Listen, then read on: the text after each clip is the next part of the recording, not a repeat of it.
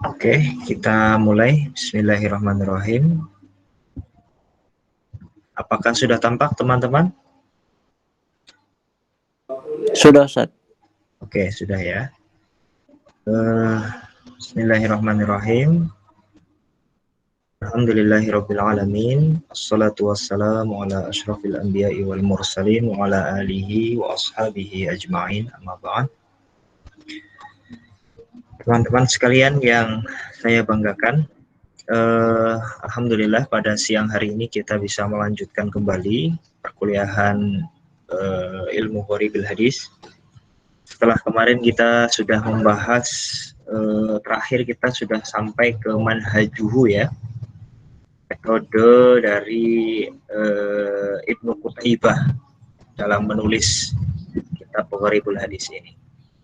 Nah, sebelum saya masuk ke contoh-contoh hadisnya atau contoh-contoh kata-kata yang dijelaskan oleh Ibnu Qutaibah sebagai kata yang gharib begitu. Kemarin ada satu pembahasan yang terlewat, saya lupa kemarin ya, padahal ini cukup penting, yaitu tentang tautsiqun nisbah ila Ibni Qutaibah ya. Atau apa, otentisitas penisbatan kitab Ghoribul Hadis kepada Ibnu Qutaibah ya.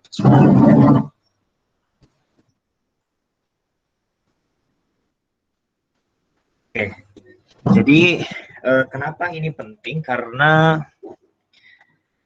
banyak kitab-kitab yang itu dinisbatkan kepada seorang ulama, tapi sebenarnya ulama tersebut tidak pernah menulis kitab tersebut. Ya.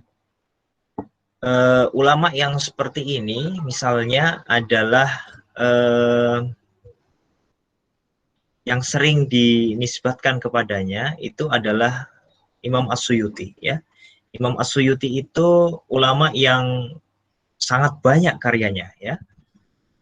Karena banyak karyanya itu kemudian ada sebagian orang yang tidak bertanggung jawab, yang dia menisbatkan suatu kitab kepada Imam As-Suyuti. Padahal Imam As-Suyuti tidak pernah menulis kitab tersebut.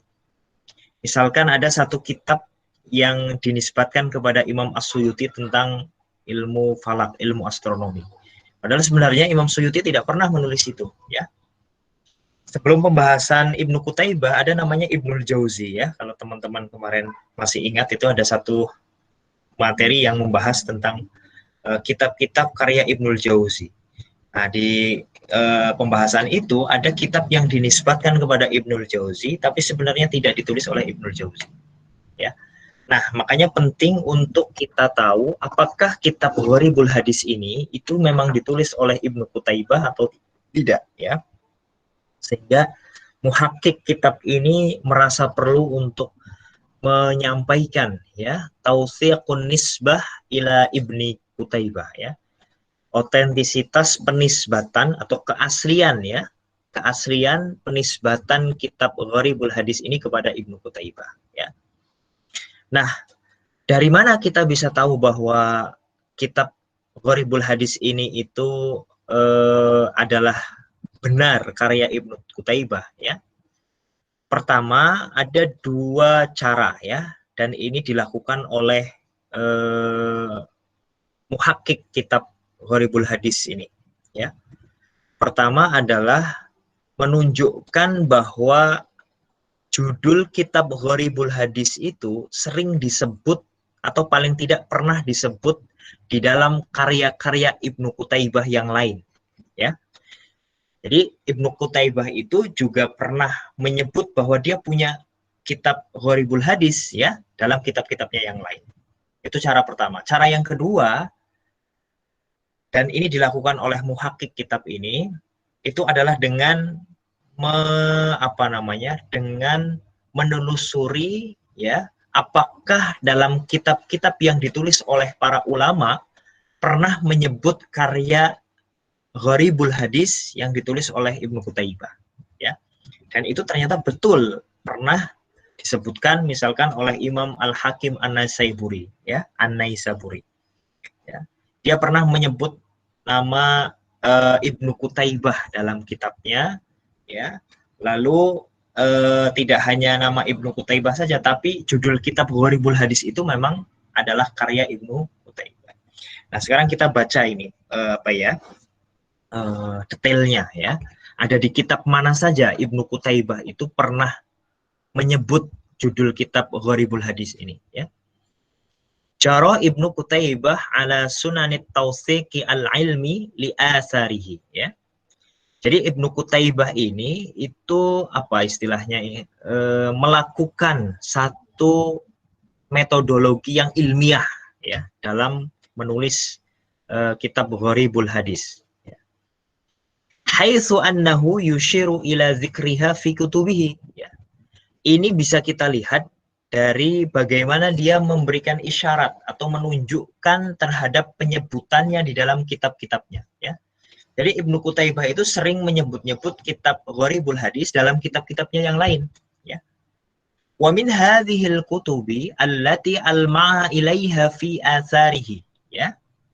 Dan di antara kitab-kitab yang menunjukkan hal tersebut, ya, menunjukkan asar-asar atau bukti-bukti bahwa kitab Gharibul Hadis ini adalah betul ditulis oleh Ibnu Qutaibah. Di antara kitab-kitabnya adalah pertama Adabul Katib, ya, judul kitab yang pertama yang di sana Ibnu Qutaibah menyebut Gharibul Hadis atau judul kitab Gharibul Hadis karyanya sendiri itu ada di kitabnya yang lain yang judulnya Adabul Katib di dalam Babu Ma'rifati Usuli Asma'in Nas, ya.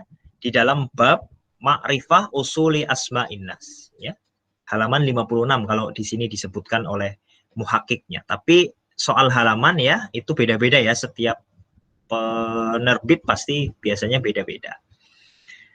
Tapi setidaknya kita bisa tahu bahwa Ibnu Qutaibah itu pernah nyebut di kitab Adabul Katib bab Ma'rifah Usuli Asma'in Nas, ya, dari situ. Lalu di mana lagi? Ada di kitabnya yang lain yang judulnya Al-Ashribah, ya. Halaman 190. Di dalam bab Adadil Mikayil, ya. Oke. Kemudian setelah itu ada di mana lagi? Di kitabnya yang lain Islahul Ghalat fi Gharibi Abi Ubaidah, ya. Lalu kalau teman-teman masih ingat, ya, pertemuan sebelumnya ini kitab Islahul Ghalat fi Gharibi Abi Ubaidah ini adalah kitab yang Kitab yang ditulis oleh Ibnu Qutaibah untuk memberikan koreksi, untuk memberikan perbaikan atau penyempurnaan terhadap kitab gurunya yaitu Abu Ubaidah, ya. Nah, di kitab ini ada di jilid ketiga halaman 19. Kemudian di kitab apa lagi, ya? Yang keempat, di kitabnya yang sangat populer, ya. Barangkali ini juga dijadikan literatur atau diktat pada mata kuliah Mukhtalifil Hadis, ya, yang diampu oleh Ustadz Nur Khalis kalau tidak salah. Judulnya Ta'wil Mukhtalifil Hadis, ya. Juz 12 halaman 212. Selain itu ada di mana lagi? Di kitabnya yang lain yang nomor 5 Ta'wil Mushkilil Quran, ya. Ini ada di halaman ini tadi bukan jilid, ya, tapi halaman-halaman. Sorry. Tadi saya terlupa, berarti keliru sedikit. Jadi maksud dari 319 itu halamannya, ya. Tentu sekali lagi beda penerbit, beda halaman. Tapi ini yang digunakan oleh muhakkik, ya. Kitab-kitabnya itu ada di halaman 3, halaman 19. Kalau yang Islahul Ghalat. Kalau yang Ta'wil Mukhtalifil Hadis ada di halaman 12 dan juga 212. Di kitab Ta'wil Mushkilil Quran ada di halaman 82, 93, 136, ya, 265. Kemudian di kitabnya yang selain itu, yang nomor 6, itu ada Asy-Syi'ru Wasyu'ara, ya. Itu halaman 951, ya. Ini terjemah dari Abu Wajzah As-Sa'di, ya. Oke. Selanjutnya yang ketujuh, Uyunul Akhbar. Kitabnya Uyunul Akhbar. Nah, ini baru jilid 2 halaman 244 dan jilid 4 halaman 9. Nah, yang terakhir di kitab Gharibul Quran halaman 29. Nah, kitab-kitab ini itu adalah kitab-kitab yang ditulis oleh Ibnu Qutaibah, ya, mulai dari Adabul Katib, Al-Ashribah sampai Gharibul Quran, itu kitab yang ditulis oleh Ibnu Qutaibah, dan di dalamnya dia menyebut-nyebut judul kitab Gharibul Hadis, ya, yang itu menunjukkan bahwa kitab Gharibul Hadis itu memang pernah ditulis oleh Ibnu Qutaibah, ya. Jadi ini seakan-akan bentuk pengakuan Ibnu Qutaibah sendiri bahwa dia pernah menulis kitab Gharibul Hadis, ya, kitab yang judulnya Gharibul Hadis. Oke. Nah, selain itu, ini yang seperti tadi di awal saya sampaikan bahwa selain disebut-sebut oleh Ibnu Qutaibah sendiri, muhakkik kitab ini, ya, itu juga menunjukkan atau menyajikan kepada kita para pembaca bahwa ada ulama-ulama yang memang juga menyebut judul kitab Gharibul Hadis yang dikarang oleh Ibnu Qutaibah. Yang ini menunjukkan bahwa kitab Gharibul Hadis karya Ibnu Qutaibah ini itu memang pernah ditulis oleh dia, ya. Zikruhu fi kutubil lughah wal adab wat tarikh, ya. Penyebutan kitab Gharibul Hadis karya Ibnu Qutaibah di dalam kitab-kitab bahasa, ya, kitab sastra dan juga kitab sejarah. Ara itsmaman lil faidati ay an usyira ilal kutubil lati, ya, zakartu Gharibul Hadis lil Qutaibi, ya. Aku berpendapat, ya, aro itu, ya, aku berpendapat sebagai bentuk penyempurnaan gitu, ya, untuk menyempurnakan bukti bahwa kitab Gharibul Hadis ini memang ditulis oleh Ibnu Qutaibah, ya, meskipun tadi sudah disebutkan di dalam kitab Ibnu Qutaibah sendiri dia nyebutkan, aku juga ingin menunjukkan gitu, ya. Jadi muhakkik ini juga ingin menunjukkan bukti lain bahwa dalam kitab-kitab yang kitab-kitab yang pernah saya baca atau kitab-kitab yang ada dalam bidang bahasa, bidang sastra, bidang sejarah itu juga menyebut karya Gharibul Hadis karya Ibnu Qutaibah. Tausiqan linisbatihi ilaihi, sebagai bentuk pembuktian untuk menisbatkan karya Gharibul Hadis tersebut kepada Ibnu Qutaibah. Watibyanan limakanatihi 'inda muallifiha, dan juga sebagai penjelas tentang kedudukan Ibnu Qutaibah, ya, di hadapan para penulis-penulis yang lain, pengarang-pengarang kitab yang lain. Oke, apa kitab-kitabnya? Nah, ini banyak sekali teman-teman sekalian. Kalau yang disebutkan oleh si muhakkik kitab ini itu ada 33, ya. Pertama, ya, dalam kitabnya Ma'rifah Ulumil Hadis, Al-Hakim An-Naisaburi, ini yang tadi saya jelaskan, ya. Al-Hakim An-Naisaburi itu menyebutkan bahwa kitab Gharibul Hadis karya Ibnu Qutaibah. Selain itu Ibnu Nadim, ya, dalam Al-Fihris, ya. Ini kitab-kitab terkenal semua ini. Ya. Kemudian Abu Bakar Al-Baghdadi, ya, Al-Khatib Al-Baghdadi, ya. Ini juga dia menyebutkan bahwa Gharibul Hadis itu pernah ditulis oleh Ibnu Qutaibah. Selain itu ada Abu Nuaim Al-Asfahani, ya, dalam kitabnya Akhbarul Asfahan, ya, kitab sejarah ini. Lalu kemudian Ibnu Khair Al-Ashbili, ya, ini dalam kitab Fihris Syuyukhi, ya. Lalu kemudian Al-Qadi Iyad, ya, di dalam kitabnya Tartibul Madarik. Lalu kemudian ini Ibnul Jauzi itu juga menyebutkan, ya, dalam kitabnya Al-Muntazim.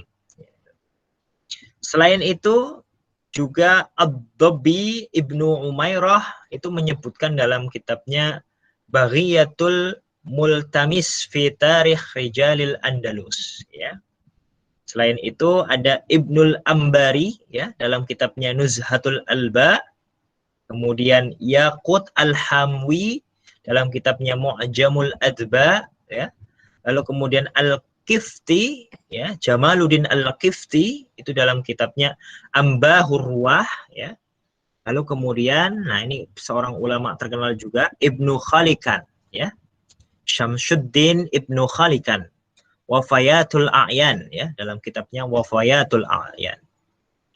Nah, ini yang sangat terkenal juga, Syamsuddin Az-Zahabi dalam kitabnya Tarikhul Islam, ya. Oke. Kemudian Al-Fihri, ya, dalam kitabnya Afadun Nasih bit Ta'rif bisanadil Jami'is Sahih, ya. Kemudian ada Ibnu Farihun, ya, ada At-Tibi, ya. Lalu kemudian Ibnu Asma'ani, ya. Asma'ani, ya, betul, ya. Ibnu Asma'ani, lalu kemudian Ibnul Athir, ya. Al-Lubab di dalam kitabnya Al-Lubab fi Tahdzibil Ansab. Lalu kemudian, nah ini, ya, pionirnya atau istilahnya penulis pertama, ya, orang-orang ulama itu menyebut penulis pertama dalam bidang ulumul hadis, Ibnu Solah, ya.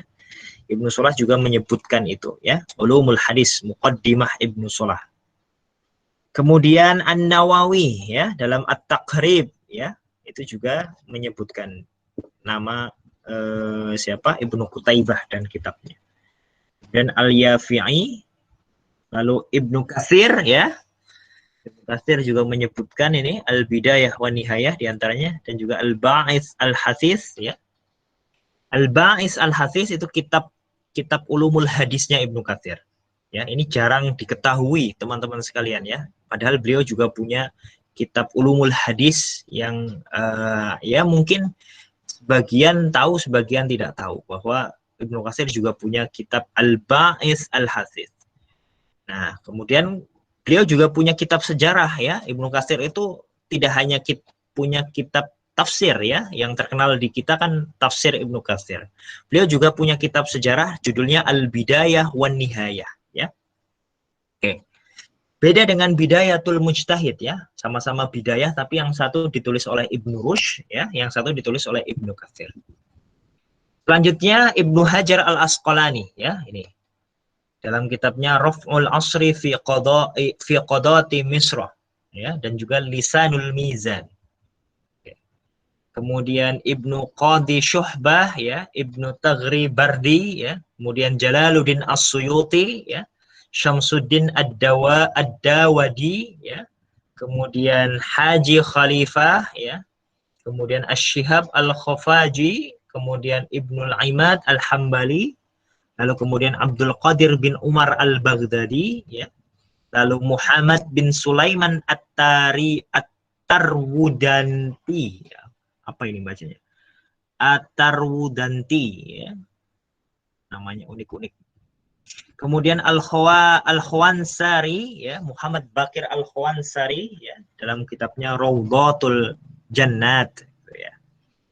Nah, ini teman-teman sekalian, 33 kitab yang di dalamnya menyebut nama Ibnu Qutaibah dan kitabnya Gharibul Hadis. Yang ini menunjukkan bahwa betul Ibnu Qutaibah itu pernah menulis Gharibul Hadis, kitab Gharibul Hadis.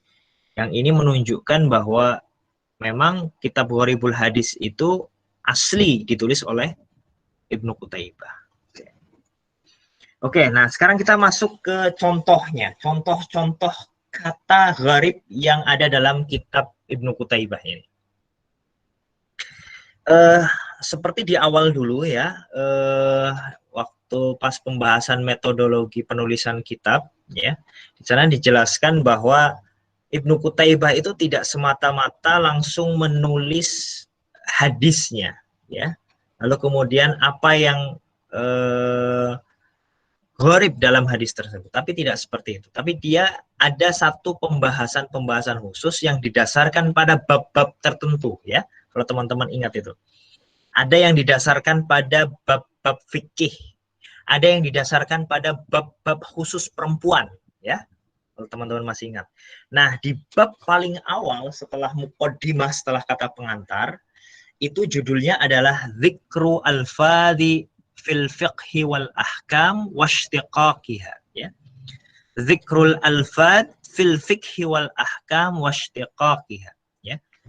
Penyebutan lafal-lafal yang gharib, ya, di dalam disiplin ilmu fikih dan hukum, ya, washtiqaqiha, dan hal-hal yang berkaitan dengannya, gitu ya. Oke.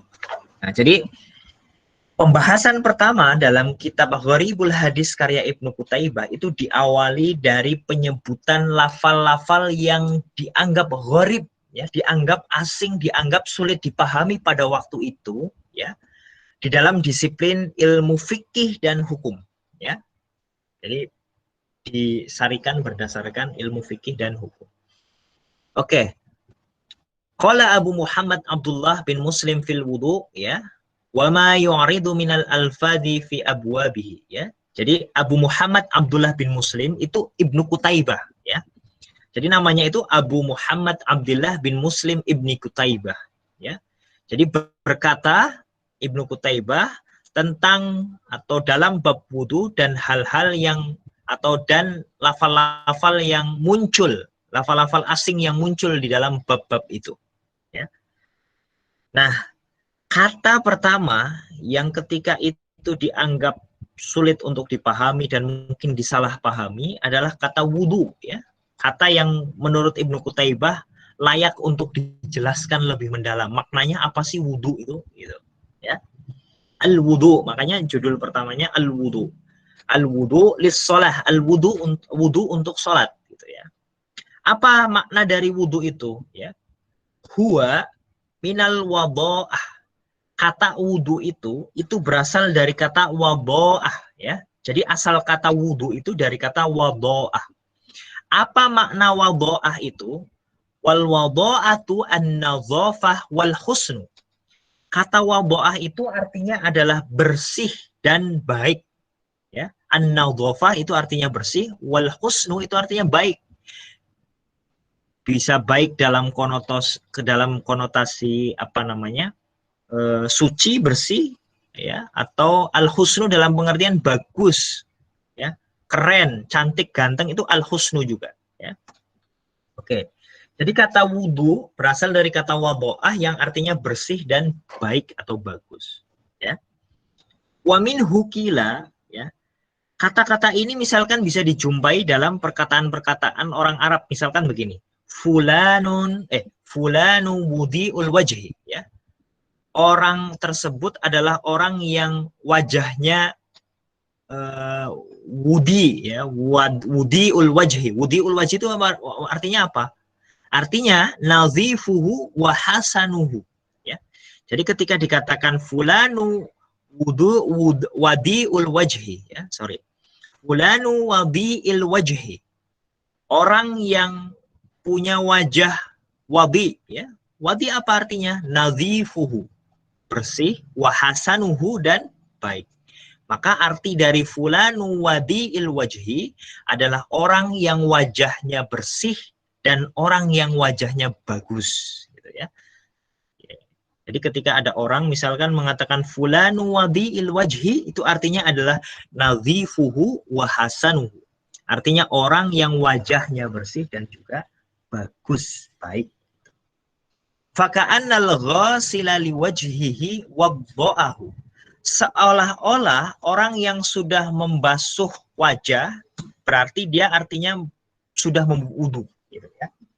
Faka'annal ghasila liwajhi wadda'ahu. Seolah-olah orang yang sudah membasuh wajah, maka dia sama sudah dengan berwudu, ya.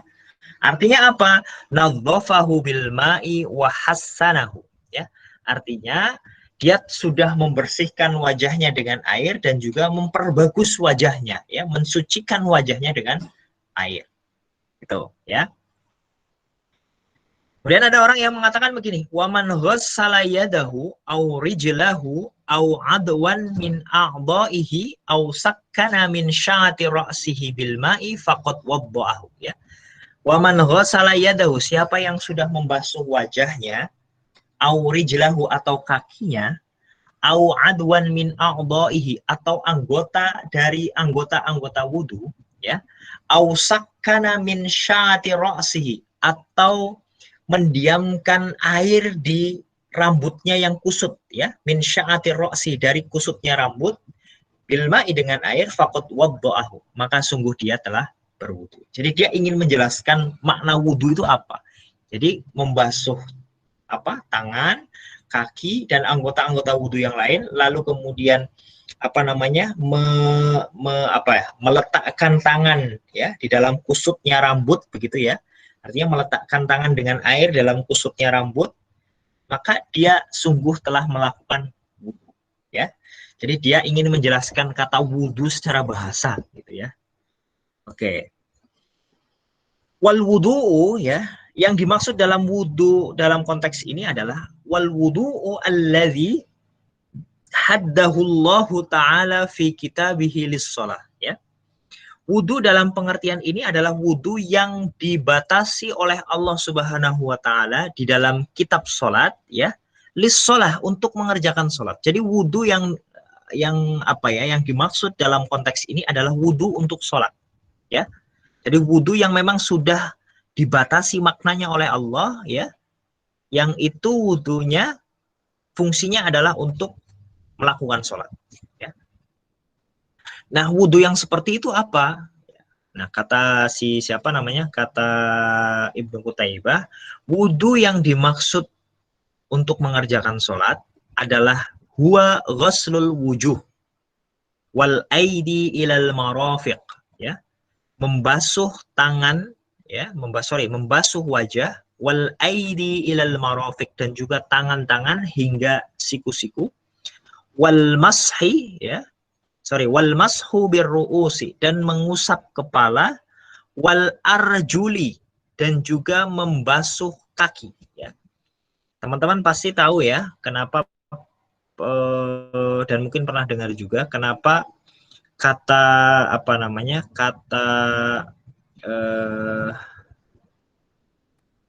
wudu, ya, terutama dalam Al-Qur'an, dalam ayat tentang wudu, ya, itu terjadi perbedaan pendapat, menimbulkan perbedaan pendapat ulama. Apakah kaki itu diusap atau dibasuh, ya? Kalau diusap berarti tidak ada syarat untuk mengalirkan air, ya, menggerojokkan, gitu bahasanya. Tapi kalau membasuh itu ada syarat, tidak hanya mengusap, tapi dia sampai mengalirkan air, begitu. Nah, perbedaan pendapatnya, ya, itu bisa dibaca dalam kitab-kitab fikih, ya, tentang makna atau wawu ataf itu kembali kemana. Ayatnya kan, ya ayyuhalladzina amanu idza qumtum ilas sholati faghsilu wujuhakum wa aydiyakum ilal marafiqi wamsa'u biru'usikum, ya. Apakah dibaca wa arjulakum atau wa arjulikum, ya? Beda cara membaca, maka beda perlakuan terhadap kaki.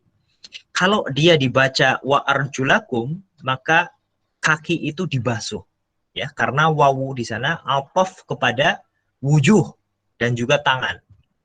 Tapi kalau dibaca wa arjulikum, maka dia ataf kepada biru'usikum, kepada kepala, yang artinya berarti diusap, ya. Dan itu menjadi perdebatan panjang, ya, dalam kajian fikih, tidak perlu dijelaskan di sini, hanya sekedar intermezzo, tambahan wawasan saja. Oke, kita lanjutkan, ya. Wal ghaslu lirrijli, ya, wa ghairuha yusamma mashan, dan juga membasuh kaki, ya. Jadi yang dinamakan wudu itu adalah membasuh tangan, membasuh wajah, membasuh tangan sampai siku-siku, wal mashu birru'us, dan juga mengusap kepala dan juga kaki, wal ghaslu lirrijli, dan juga membasuh kaki. Nah, ini menarik. Ibnu Qutaibah ternyata mengambil dua-duanya pendapat, ya. Jadi kaki selain diusap juga dibasuh, ya. Makanya kata-katanya wal mashu birru'usi wal arjuli, ya, wal ghaslu lirrijli, dan juga membasuh kaki, ya. Sudah diusap, dibasuh juga. Wa ghairuha, dan selain itu, selain dibasuh, yusamma mashan, maka disebut mashan, mengusap, ya. Jadi selain dibasuh, maka disebut istilah itu sebagai mashan, atau al-mashu, ya, mengusap. Khabbarana bidzalika Sahlu bin Muhammadin an Abi Zaid al-Ansari, ya, qala wa qala ala tara annaka taqulu tamassahta lis-shalah idza tawadda'ta laha wa annama summiyal ghaslu mashan, ya, li annal ghasla lisyai' tadhhirun lahu bi ifraghil ma'i wal mashu tadhhirun lahu bi imraril ma'i wal mashu khafiful ghasli, ya. Oke, saya baca ya. Ini untuk menjelaskan bahwa selain dibasuh itu ada perlakuan lain dalam wudhu yang disebut mashan atau mengusap. Ini diriwayatkan oleh Sahal bin Muhammad dari Abu Zaid al-Ansari, ya. Dia berkata, tahu tidak kamu bahwa sesungguhnya kamu mengusap anggota-anggota wudhu untuk sholat, ya. Oke. Wa annama atau wa innama summiyal ghuslu mashan. Sesungguhnya selain dinamakan yang dibasuh itu adalah mashan, ya. Jadi dia ingin menjelaskan bahwa ada anggota wudhu yang tidak hanya dibasuh, ya, atau tidak dibasuh. Ada anggota wudhu yang tidak dibasuh tapi diusap. Kenapa? Li'annal ghusla lisyai'. Karena membasuh sesuatu itu adalah maknanya tathhirun lahu bi ifraghil ma'i. Mensucikan sesuatu dengan cara menuangkan air, ya. Menuangkan air kepada sesuatu itu, ya. Misalkan kita mau membasuh muka, maka air itu dituangkan kepada muka kita, ya. Ini beda dengan kata wal mashu. Kalau wal mashu itu apa? Tathhirun lahu bi imraril ma'i, ya, yaitu mensucikan satu anggota badan bi imraril ma'i, dengan hanya melewatkan saja, ya. Melewatkan itu artinya ya diusap begini, ya. Makanya al-mashu itu disebut sebagai khafiful ghusli, membasuh ringan, ya. Jadi kata al-mashu itu maknanya khafiful ghusli, membasuh ringan, ya. Kalau membasuh atau al-ghuslu itu artinya menggerojokkan kalau dalam bahasa Jawa kita, atau menuangkan air, ya, ke dalam anggota wudhu kita, misalkan tangan atau wajah, ya. Maka wajah karena harus dibasuh atau dighuslun, maka dia harus dituangkan airnya ke dalam muka kita, termasuk kepada tangan kita, ya. Tidak hanya diusap-usap, tangan masuk ke air lalu diusap-usap, tidak seperti itu. Beda kasusnya dengan kepala misalkan. Kepala itu bukan al-ghuslu tapi al-mashu, diusap. Sehingga diambil airnya lalu dicipratkan, ya, ada bekas air di sini, lalu diimrorkan, ditempelkan, dilewatkan kepada kepada kepala kita, gitu, ya. Oke, itu penjelasan dari kata wudhu, ya. Jadi Ibnu Qutaibah menjelaskan makna wudhu itu sampai, ya, anggota wudhunya, ya, maksud dari wudhu itu apa, ya, ada al-ghuslu dan al-mashu, begitu. Oke, sekarang kita contoh yang lain, ya. Setelah pembahasan wudhu ada contoh lain yang dikemukakan oleh Ibnu Qutaibah, yaitu makna istinja, ya. Oke. Apa itu makna istinja, ya? Istinja itu artinya adalah at-tamassuh bil ahjar, ya. Mengusap, ya, atau mensucikan bil ahjar dengan batu, ya. Wa asluhu minan najwah, ya. Asal kata dari ahjar itu artinya adalah an-najwah, ya. Asal dari kata ahjar yang artinya batu-batu itu adalah an-najwah. Apa itu an-najwah? An-najwah itu adalah semacam dataran tinggi, dataran yang lebih tinggi dari tanah pada umumnya, ya. Kalau ada tanah kemudian lekukan begitu agak ke atas, itu disebut najwah, ya. Tanah yang meninggi, ya. Makanya dataran tinggi biasanya disebut seperti itu. Artinya apa an-najwah itu? Huwa irtifa'u minal ardi, ya. Jadi sesuatu yang terangkat dari tanah, ya. Jadi kalau ada tanah lurus lalu kemudian ada apa ya, cekukan gitu, agak agak apa namanya, naik, tanahnya agak naik, itu disebut najwa, ya. Gunanya apa? Nah ini, ya. Gunanya apa sih an-najwa itu kalau dalam konteks masyarakat Arab pada waktu itu? Gunanya adalah ini, wa kana ar-rajulu idza arada qada'a hajatihi tasattara binajwa, ya. Jadi seseorang ketika dulu mau buang hajat, dia akan pergi ke balik najwa. Apa ya? Pergi dari apa namanya?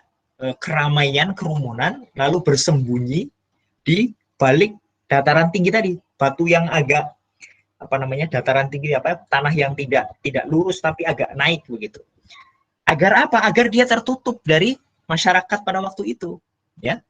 Makanya disebut sebagai istinja, ya. Istinja itu, ya, berasal dari kata najwa. Salah satu akar katanya adalah najwa, ya. Maknanya adalah tadi dataran yang agak tinggi, ya. Faqalu, maka orang-orang Arab pada waktu itu mengatakan dzahaba yataghawwatu idza atal ghaid wa huwa al-mutma'innu, ya, minal ardi liqada'il hajah, ya. Summa sumiyal hadatsu najwan, ya. Washtaqqa minhu qad istanja idza massaha mawdi'ahu aw ghasalahu, ya. Maka orang-orang Arab pada waktu itu mengatakan zahaba yataghawwaz, dia pergi ke dataran yang lebih agak rendah.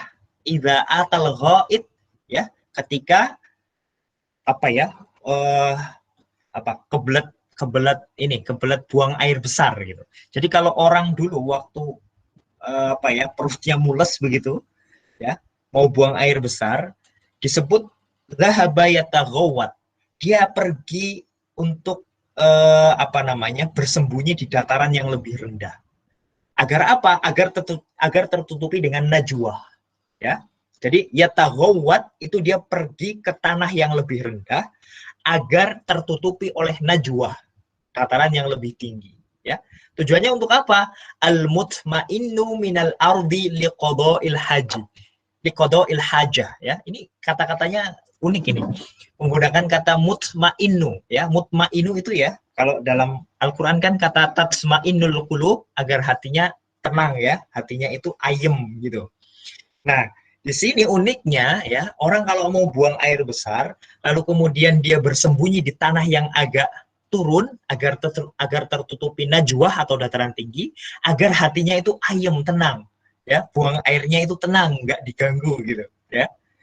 Jadi tujuannya seperti itu, ya. Jadi kata makna istinja itu, ya, kalau dirunut dari akar kata tadi, ya, dari akar kata istanja, ya, lalu kemudian najwa, ya, maka dia akan saling berkaitan satu sama lain, ya. Orang pada waktu itu kalau mau buang air, ya, taghawat, pergi ke daerah yang lebih rendah agar tertutupi najwa, ya, agar buang airnya itu mutmainnun, tenang gitu, ya. Oleh karena itu sumiyal hadatsun najwan. Oleh karena itu hadas itu, ya, kalau kita sedang berhadas itu sedang najwan, ya. Ya, berasal dari kata istanja gitu, ya.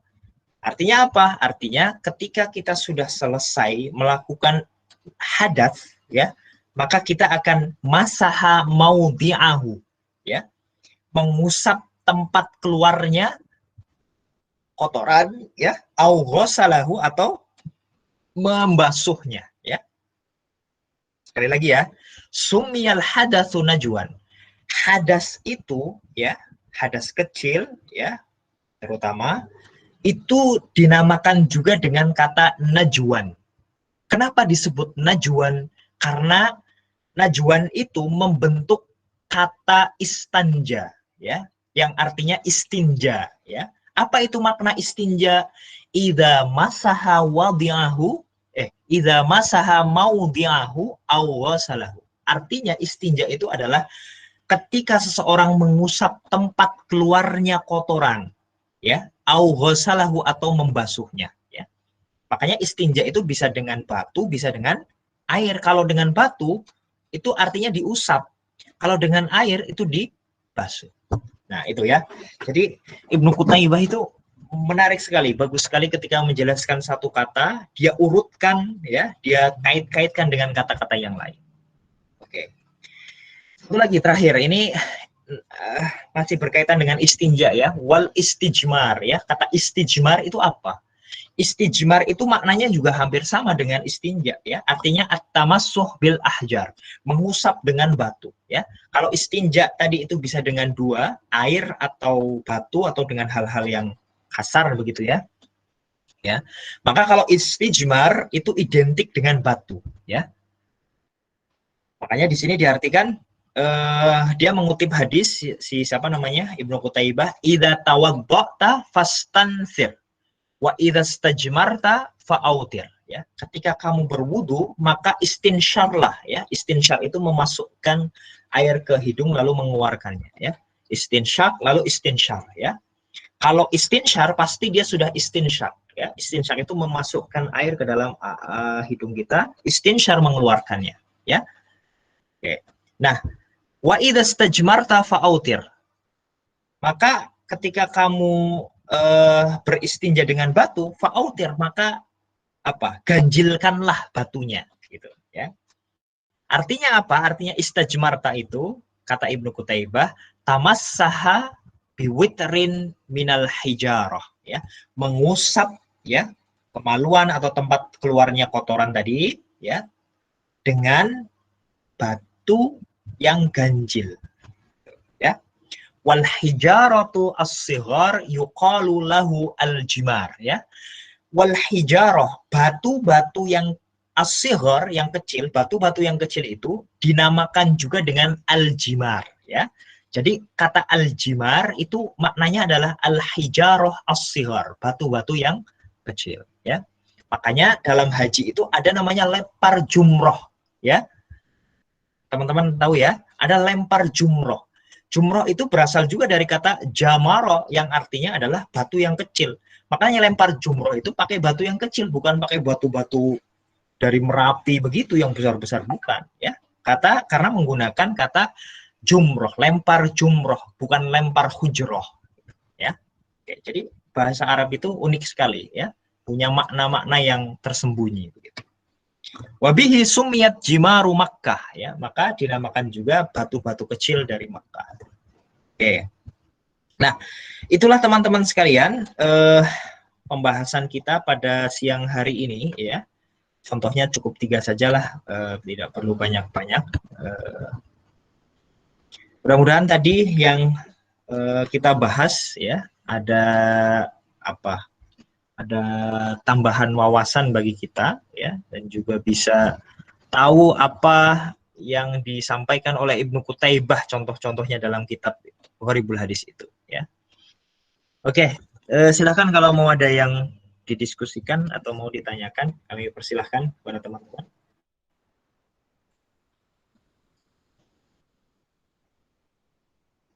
Ustaz. Siapa ini? Saya Ustaz. Cok. Ya, akan masuk. Tadi kan masalah istinja ini kan yang pertama itu dengan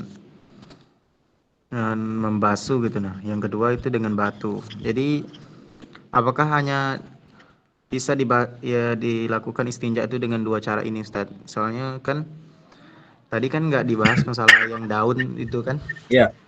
Yang daun, apakah ini hanya khusus untuk pendapatnya Ibnu Qutaibah atau gimana Ustaz tentang istinja ini? Oke. Pertama ya, konteks Ibnu Qutaibah menjelaskan istinja itu karena ada istilah-istilah tertentu dalam fikih ya. Jadi ini tidak boleh dilepaskan dari bab yang dia buat sendiri ya. Ibnu Qutaibah tadi menyebutkan ya, zikrul alfadi fil fikhi wal ahkam washtiqaqiha ya. Penyebutan lafal-lafal yang asing pada waktu itu dalam bidang fikih dan hukum ya. Nah, makanya tidak bisa kita melepaskan dari konteks itu. Dalam fikih ada istilah-istilah tertentu ya, misalkan tadi al-wudu ya. ada istilah istinja, ada istilah istijmar. Nanti di bawah itu ada istilah istinsyar, ya. Nanti ada lagi istinsyak dan lain sebagainya. Nah, istilah-istilah itu pada waktu itu rawan untuk disalahpahami sehingga dijelaskan oleh Ibnu Qutaibah. Bahwa kemudian oleh Ibnu Qutaibah dijelaskan bahwa istinja itu bisa dua cara itu ya, dengan batu atau dengan air ya. Maka itu tidak kemudian dalam fikih hanya dengan dua hal itu boleh istinja ya. Tentu ada pendapat yang mengatakan karena hadisnya itu adalah fa'idza stajmarta fa'autir begitu ya, maka apabila engkau beristinja dengan batu ya, karena pada waktu itu adanya adalah batu, lalu kemudian diperintahkan untuk witir, maka ada ulama yang kemudian mencoba mengkontekstualisasikan ya, apa sih yang melekat dalam sifat-sifat batu itu ya. Pertama, ada yang kemudian menjelaskan sifat batu itu kasar ya, menyerap air ya, menyerap kotoran begitu. Maka kemudian ulama-ulama kontemporer mencoba untuk mengkontekstualisasikan sifat-sifat yang ada dalam batu itu ke dalam barang-barang yang lain.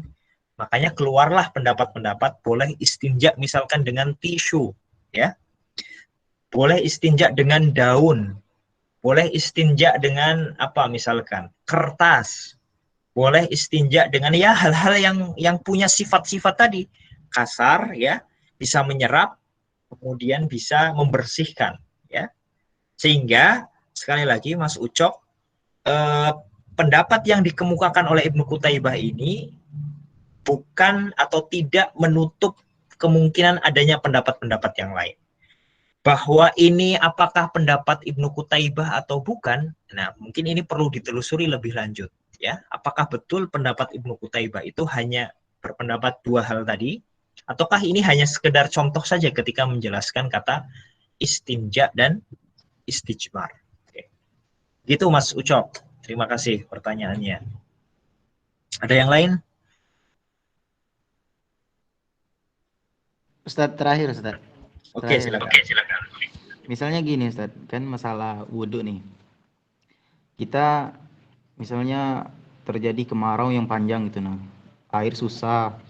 Jadi ada air kita sekitaran 1 ember. Terus kita mau istinja, kemudian ingin melaksanakan wudhu gitu nah. Mana yang kita dahulukan? Istinja melalui air, kemudian kita tayamum, atau kita berwudhu dengan air, istinjanya dengan hal-hal yang lain gitu nah. Padahal airnya terbatas ya? Iya, airnya terbatas. Oke.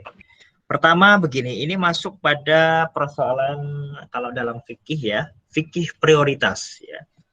Mana di antara hal-hal yang urgent itu yang harus kita prioritaskan ya. Makanya Yusuf Al-Qaradawi ada punya buku menarik judulnya Fiqhul Aulawiyat ya.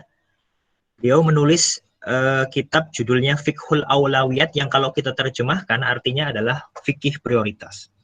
Nah, apa inti dari fikih prioritas itu? Fikih prioritas itu adalah bagaimana kita bisa menimbang ya, lalu kemudian menentukan mana yang harus kita dahulukan dalam kita beribadah dan juga bermuamalah dan juga beragama secara umum ya.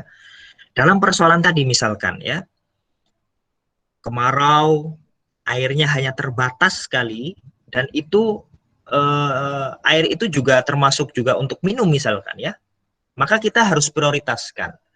Bagaimana cara memprioritaskan itu? Bisa kita ukur dengan apa yang disebut oleh ulama sebagai maqasidus syariah ya. Jadi dalam kita beragama ya, ada yang disebut dengan maqasidus syariah ya. Maqasidus syariah itu adalah maksud-maksud atau tujuan-tujuan syariat Islam itu diturunkan kepada kita umat manusia. Nah, tujuan-tujuan syariat Islam diturunkan kepada kita itu oleh para ulama diklasifikasikan menjadi 5 ya. Ada yang mengatakan 6. Pertama, hifdzuddin, menjaga agama. Yang kedua, hifdzun nafs, menjaga jiwa atau menjaga nyawa. Yang ketiga, menjaga akal atau hifdzul aql ya. Yang keempat, menjaga keturunan atau hifdzun nasl. Lalu yang kelima, menjaga harta atau hifdzul mal. Biasanya ada yang menambah satu lagi, hifdzul air, menjaga kehormatan. Ya, tapi setidaknya minimal 5 hal itu harus kita jaga dalam kita beragama. Oleh karena itu, harus kita prioritaskan itu, ya. Kalau memang air itu ya terbatas sekali, bahkan bercampur juga air itu adalah untuk diminum, maka air tersebut harus kita prioritaskan agar kita tidak binasa. Itu caranya bagaimana? Ya. Apakah kemudian kalau bisa diukur dengan permisalan-permisalan ya, uji coba misalkan. Kalau kita tidak istinja misalkan, tidak cebok, apakah kita akan binasa? Kita akan mati atau tidak? Kalau kita tidak wudhu dengan air, kira-kira mati atau tidak? Ya. Padahal Allah memberikan beberapa opsi ya dalam berwudhu misalkan. Ya. Kalau airnya terbatas atau kalau tidak ada air, maka kita boleh bertayamum. Termasuk beristinja ya. Kalau kita tidak mendapati air, boleh kita istinja dengan batu ya, dengan hal-hal lain yang bisa dilakukan untuk istinja. Tinggal kita ukur, kalau kita tidak minum, kira-kira kita binasa tidak? Ya. Kira-kira teman-teman kalau tidak minum, ya, nggak ada air nih, mati tidak? Atau paling tidak, ya sekarat nggak gitu? Nggak sampai mati mungkin ya, tapi sekarat tidak? Sekarat. Nah, disitulah kemudian kita bisa memprioritaskan mana yang harus didahulukan. Kalau itu memang digunakan untuk minum juga, untuk kebutuhan ya, apalagi tidak hanya untuk kita sendiri, untuk keluarga, masyarakat, maka nggak boleh kita itu, ya, justru malah nggak boleh itu. Tidak hanya tidak hanya dianjurkan, tapi nggak boleh kita menggunakan itu untuk wudhu, untuk untuk istinja gitu ya. Karena itu memang diprioritaskan untuk mempertahankan hidup, untuk minum itu. Ya. Nah, di sini kita bisa menimbang maslahat dan juga mudaratnya, Mas Ucok, ya. Jadi jangan sampai kita egois, wah ini kalau kita ada air kemudian tidak tidak wudhu dengan air, maka kita sholatnya nggak sah misalkan. Nggak seperti itu. Agama memberikan rukhsah. Kalau nggak ada air atau airnya terbatas, ya boleh kita menggunakan tanah, debu untuk bertayamum. Termasuk istinja, kalau kita nggak bisa istinja dengan air, ya dengan hal-hal yang bisa digunakan untuk istinja. Karena apa? Karena airnya digunakan untuk hal yang lebih prioritas, hal yang lebih maslahat, hal yang lebih penting, yaitu untuk mempertahankan hidup dengan cara untuk minum. Begitu Mas Ucok. Syukron Ustaz. Ya, sama-sama. Oke, ada yang lain? Kalau tidak ada, kita cukupkan ya, teman-teman sekalian. Insya Allah kita lanjutkan pada pertemuan-pertemuan berikutnya. Presensinya silahkan diisi ya. Itu tadi sudah saya share. Saya share ulang, mudah-mudahan biar teman-teman tidak lupa. Bagi yang belum, mohon bisa diisi ya. Tanggalnya jangan lupa 21 Juni 2021. Oke, silakan kliknya linknya di save dulu. Takut nanti saya saya matikan Google Meet-nya lalu hilang. Silakan di copy dulu. Ya. Kalau tidak ada bisa minta ke temannya nanti. Oke, kita cukupkan dulu sampai di sini. Kita akhiri dengan baca hamdalah. Alhamdulillahirabbil alamin. Kurang lebihnya mohon maaf. Assalamualaikum warahmatullahi wabarakatuh. Waalaikumsalam warahmatullahi wabarakatuh. Syukur Ustaz. Ya, sama-sama. Terima kasih ya.